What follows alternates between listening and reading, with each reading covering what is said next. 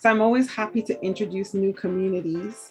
So why don't we start by you, both of you telling us who you are, what you do, and then tell us a little bit about Boston HR Council. You want to start first, Paul? Sure, we'd love to.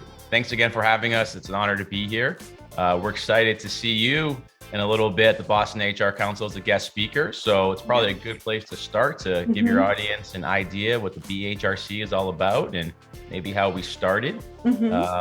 But so 2019, December, if you can remember that world, Sean and I thought it'd be a great idea to meet every month with HR executives in the greater Boston area at a nice fancy restaurant once a month and talk about important HR trends and needs. And the idea was really to create an intimate setting among the HR elite in Boston. And we use the word elite on purpose, meaning the true HR executives who have been doing this for a long time, who have the role of CHRO or CPO.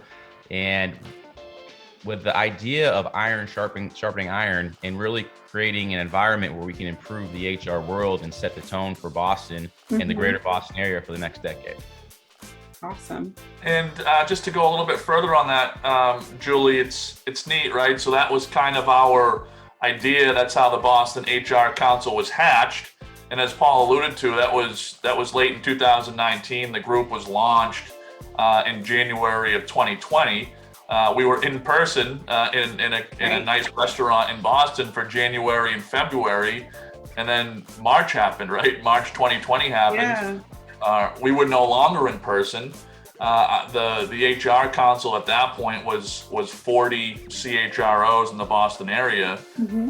And Paul and I, we joke about this all the time, and it seems kind of funny now, right? I mean, look at what we're doing here on Zoom, but at that time, Paul and I, we didn't have a ton of experience with virtual content and virtual engagement, right? I think back then we were using WebEx when we had to, and that was like driving a rocket ship for both of us.